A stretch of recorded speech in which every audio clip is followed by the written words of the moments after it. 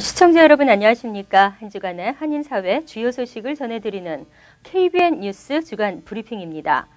최근 눈에 띄게 한국 브랜드의 제과점, 커피 전문점 등 한국의 대형 먹거리 프랜차이즈들이 늘고 있습니다.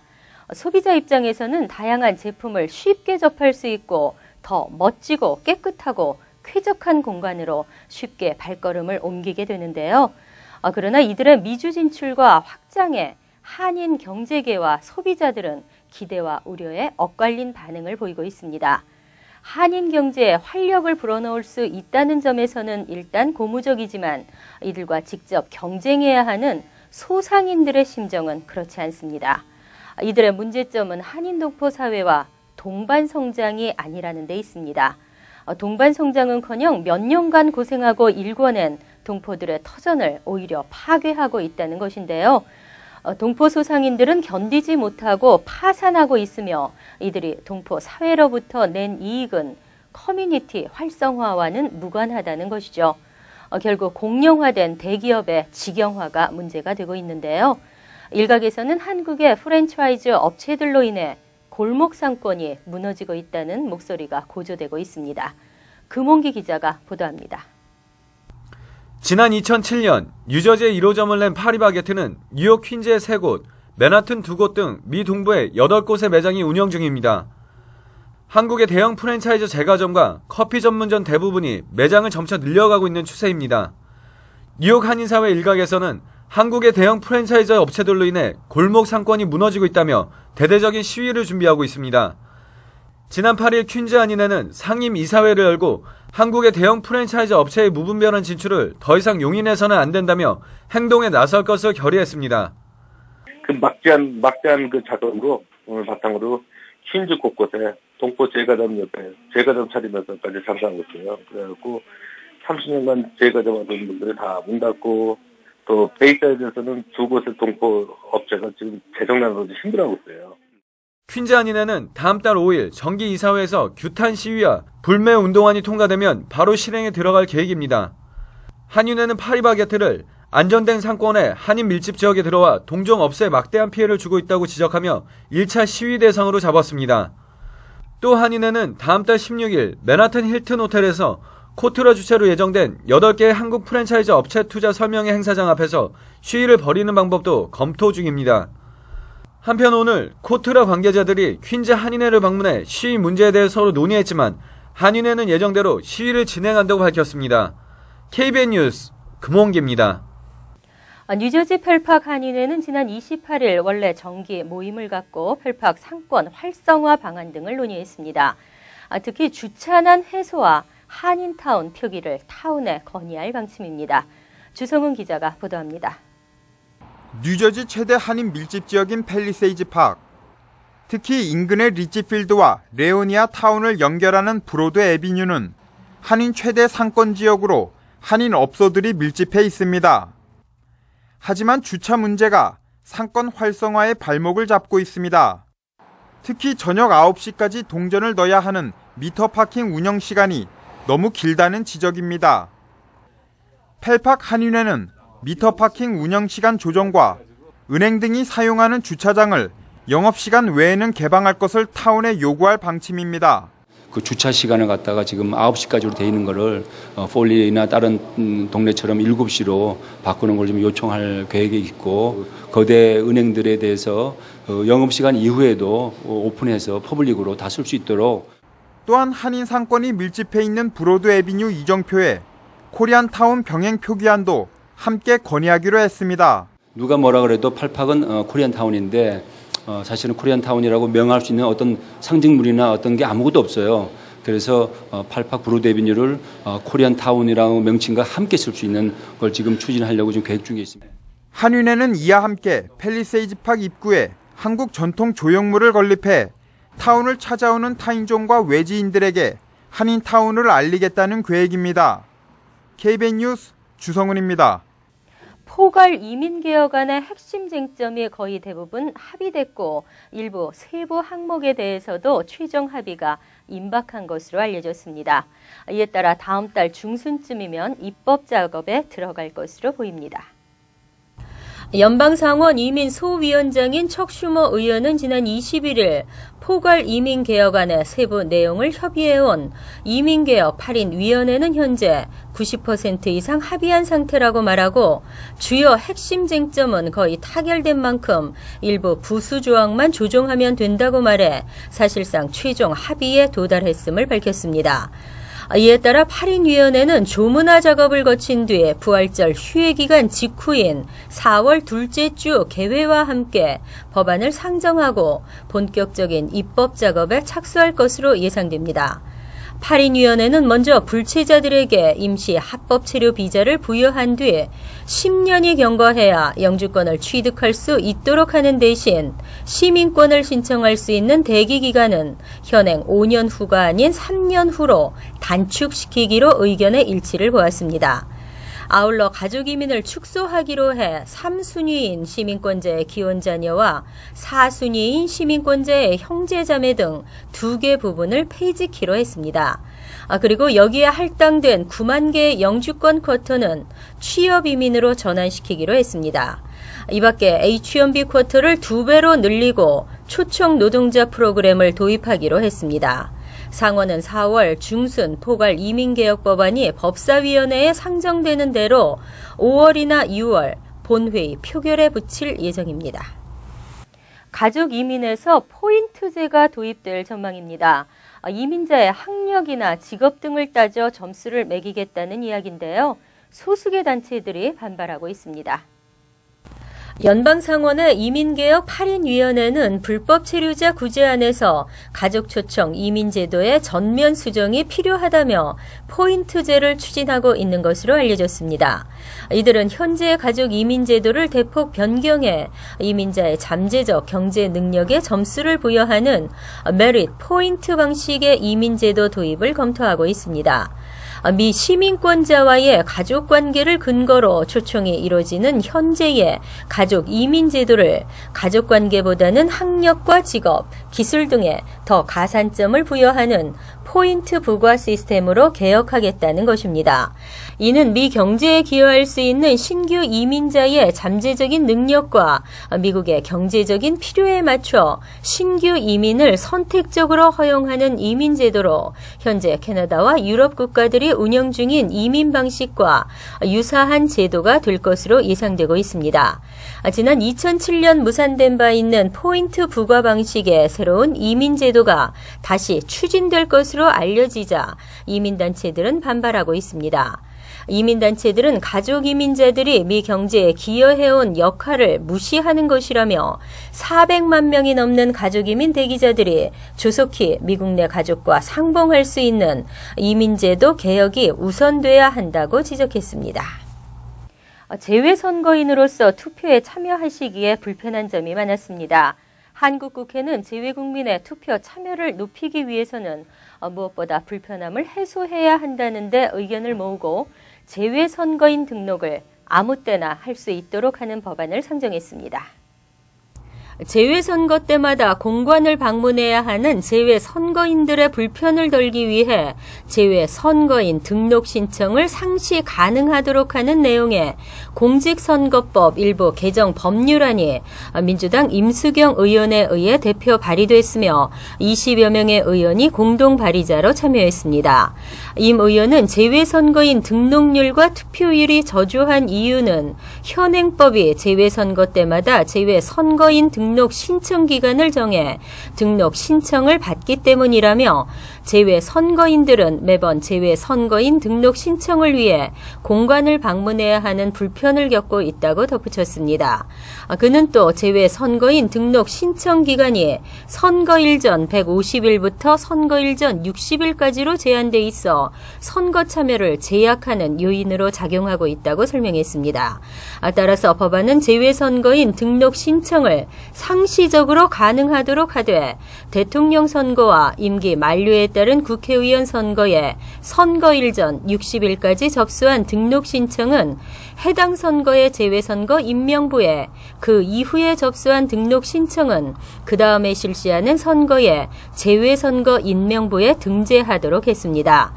또 직전 재외선거에서 확정된 재외선거 임명부에 새로 등록 신청한 재외선거인을 추가하는 방법으로 명부를 작성하기로 했습니다. 자유의 상징 뉴욕. 그러나 그 뉴욕이 변하고 있습니다. 한 시민은 지하철 계단에 앉아 있었다는 이유로 티켓을 받고 한 시민은 지하철역에서 사진을 찍었다고 수갑을 차기도 합니다. 진정 시민의 안전을 지키기 위해서인지 묻고 싶습니다.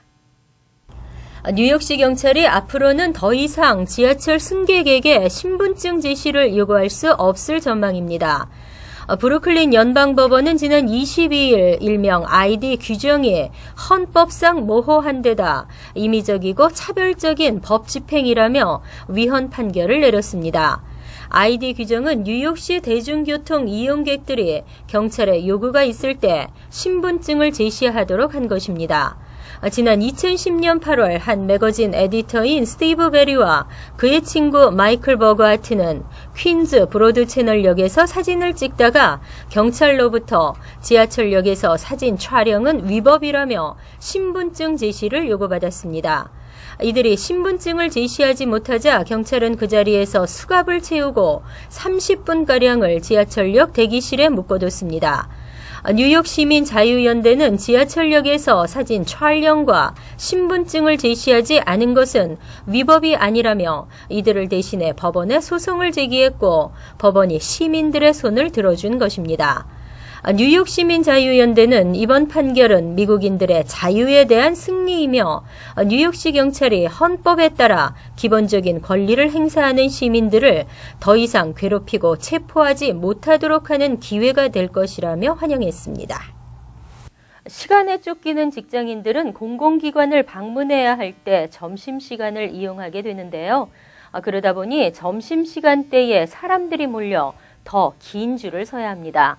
뉴욕주 일부 차량국이 이러한 대기 시간을 줄이기 위해 토요일이나 저녁 시간에도 문을 열기로 했습니다.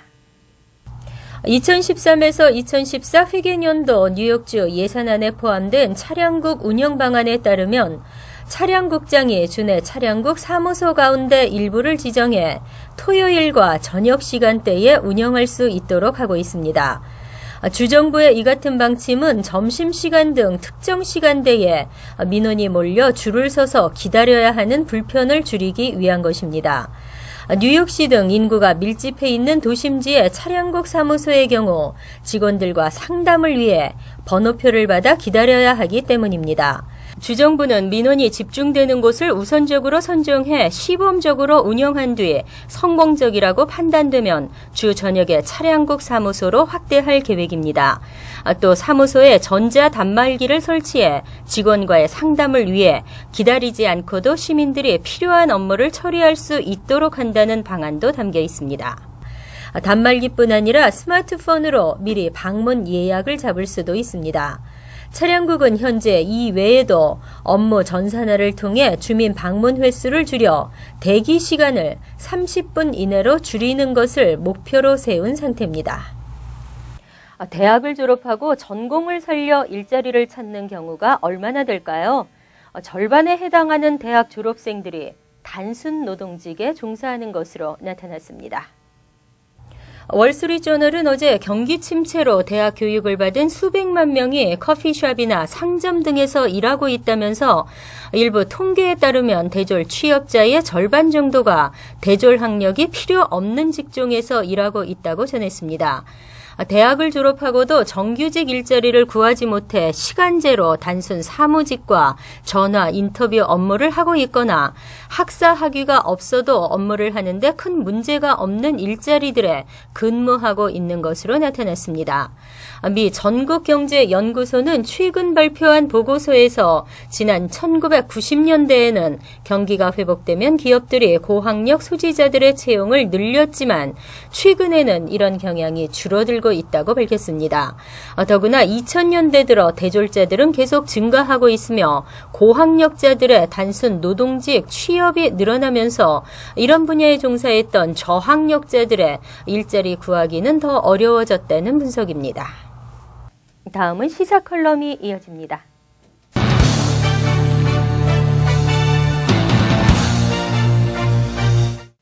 여러분 안녕하십니까? 민주주의의 시장 경제는 자유 경쟁을 통해 이익을 창출하고 경제 발전을 가져오게 하는 것입니다. 그러나 민주적인 시장 경제에 잊어서는 안 될 것이 있습니다. 기업의 도덕과 윤리입니다. 이 도덕과 윤리가 무시되면 민주주의의 시장 경제는 무너지게 됩니다. 그 대표적인 예가 한국의 대기업들이 골목 경제를 침투해 서민 경제를 무너뜨리고 있는 것이 그 실례입니다.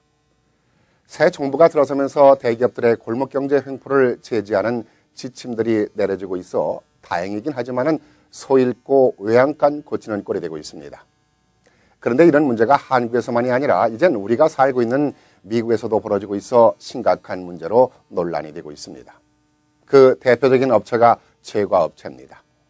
한국의 대기업 프랜차이즈 업체가 뉴욕에 상륙하면서 동포들이 운영하는 영세한 업체들이 하나 둘씩 문을 닫는 사태가 발생하고 있습니다. 그렇지 않아도 메가스토어 대규모 업체들이 곳곳에 문을 열면서 한인동포 스몰 비즈니스가 어려움을 겪고 있는데 한국의 대기업 프랜차이즈 업체들까지 진출하면서 불난집에 기름벼락을 맞은 기분입니다. 한국의 기업들이 미국 진출을 하지 말라는 얘기가 아닙니다. 진출을 하되 미 주류업계에 진출한다면 오히려 한인동포들의 자긍심을 심어줄 수 있는 기회가 될 것입니다. 충분히 경쟁력 있는 제품과 대규모 자본을 가지고 있는 대기업들이 왜 하필이면 영세한 한인업체들을 대상으로 경쟁을 하느냐 이것입니다. K-팝 열풍과 함께 한국의 문화 콘텐츠 산업이 미국 속에 자리를 잡기 시작하면서 우수한 한국의 의류와 섬유, 도자기 등이 성공을 거두고 있고 또 한식 세계화가 이루어지면서 한국 외식 산업도 미국인들로부터 큰 호응을 얻고 있습니다. 헤비급이면 헤비급들과 겨뤄야 하거늘 체급이 한참 아래인 웰터급도 안 되는 한인 시장에 들어와 수십 년간 낯설고 무스러운 곳에서 온갖 어려움을 극복하고 일궈놓은 한인 동포들의 시장을 이렇게 망가뜨려 놔서야 되겠는가 하는 것입니다. 한술 더 떠 한국의 코트라 무역과는 한국 기업 미국 진출 설명회라는 명분으로 고작 한다는 일이 대규모 자본을 투입해 한인동포 업체들과 경쟁하는 업소를 만들어주는 일입니다. 이렇게 생각이 없어서야 참으로 한심하다는 생각이 듭니다. 이에 대해서 킨즈 한인회 측은 한인사에서 주최하는 범동포 행사 등에 참여도 후원도 하지 않고 한인경제를 침체 위기에 빠뜨리고 있다며 한국 프랜차이즈 업체를 대상으로 시위까지 준비하고 있습니다. 한인동포 골목상권의 한국 기업들의 막가파식 진출에도 문제가 있지만 동포 업소들도 반성해야 할 부분이 많습니다. 주먹구구식 운영과 품질 개선, 서비스 개선 등에 대해서 전혀 준비도 대비도 하지 않았기 때문입니다. 언제까지 한국 기업들의 프랜차이즈 업체들을 막을 수만 없을 것입니다. 동포 업소들도 이를 기점으로 변화에 대비하는 경영이 필요할 때가 아닌가 생각합니다. 감사합니다.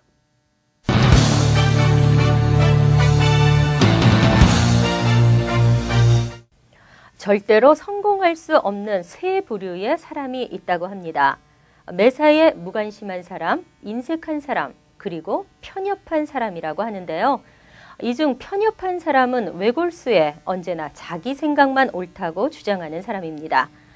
뉴저지 포트리에 세워질 일본군 강제 위안부 기린비 조형물 형태를 둘러싸고 한인단체들이 이처럼 자기 주장만을 내세우고 있습니다. 소녀상이냐 비석 형태의 기린비냐를 두고 의견이 충돌하면서 6개월 넘게 갈등을 빚고 있습니다. 가족을 지키기 위해, 나라의 독립을 지키기 위해 또는 민주화를 위해 결단코 싸워야 한다면 이해가 가지만 기린비 조형물 형태를 가지고 왜 그렇게 기싸움을 해야 하는지 지켜보는 동포 사회는 힘이 빠집니다. 자칫 그 숭고한 뜻에 흠이 가는 일이 아닐까 걱정이 듭니다. 고개를 숙이는 자의 용기를 보고 싶습니다. KBN 뉴스 주간 브리핑 여기서 마칩니다. 여러분 고맙습니다.